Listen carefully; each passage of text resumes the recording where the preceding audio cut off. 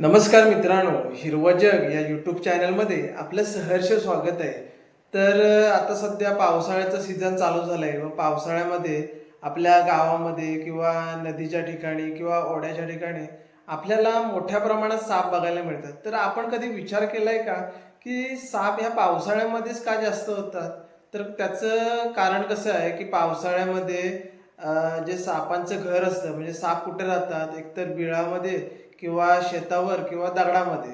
तर पावसाळ्यामध्ये त्या बिळामध्ये पाणी भरतं आणि पाणी भरल्यानंतर जे साप वगैरे असतात ते सुरक्षित ठिकाणी आपल्याला कुठे आश्रय मिळेल याचा शोध घेत असतात. त्यामुळे आपल्याला ते शेताच्या बांधावरती किंवा इतर ठिकाणी आपल्याला बघायला मिळतात.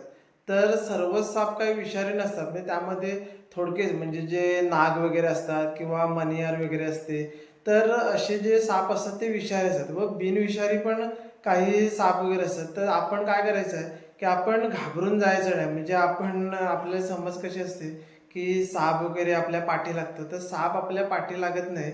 साप हा खरा भित्रा प्राणी आहे. पण काय होतं, जेव्हा पाऊस लागतो, तर त्या पावसामध्ये आपल्या शेतातले जे हुंदीर असतील किंवा जे बेडूक वगैरे असेल किंवा पाल वगैरे असेल, हे मोठ्या प्रमाणात बाहेर पडतात.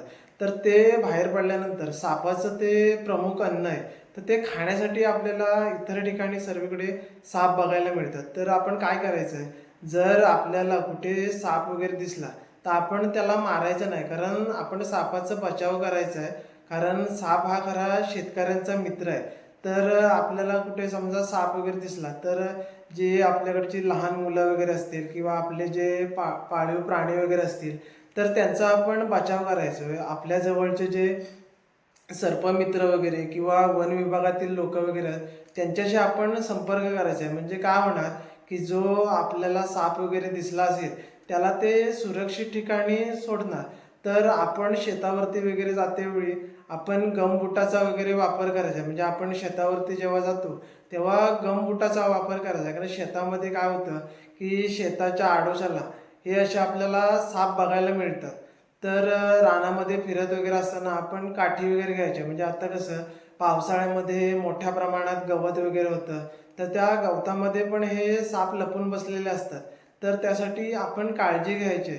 तर अजून काय होतं, की सापांचं कसं असतं, सापांचं जे विष वगैरे असतं, तर तुम्ही असे साप वगैरे तुम्हाला समजा चुकून होऊ नये, पण समजा चुकून कधी तुम्हाला सर्पदंश वगैरे झाला, तर आपण जे घरगुती उपाय करतो, झाडपाला वगैरे करतो, तर झाडपाला वगैरे न करता आपण दवाखान्यात जायचं आहे आणि योग्य तो उपचार घ्यायचा आहे.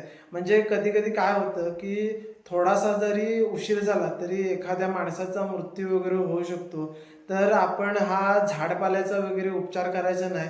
एखाद्या माणसाला समजा साप वगैरे चावला, तर त्या साप चावल्याच्या ठिकाणी आपण काय करायचं आहे, पहिल्यांदा त्याला एखाद्या फडक्याने घट्ट बांधून ठेवायचं आहे. म्हणजे ज्या ठिकाणी साप चावला असेल ठिकाणी. म्हणजे काय होणार, जेणेकरून त्याचं जे सापाचं विष आहे, तर त्याच्या अंगामध्ये चढू नये व त्याला लवकरात लवकर आपलं जे शासकीय दवाखाना वगैरे असतो, तिथं त्याला दाखल करायचं व त्याच्यावरती योग्य ते उपचार आपण करून घ्यायचे. लक्षात घ्या, साप हा शेतकऱ्यांचा मित्र आहे. तर त्याला तुम्ही मारू नका व त्याची काळजी घ्या. असेच नवनवीन व्हिडिओ पाहण्यासाठी आपलं हिरवं जग या चॅनलला लाईक करा, शेअर करा आणि सबस्क्राईब करा. धन्यवाद.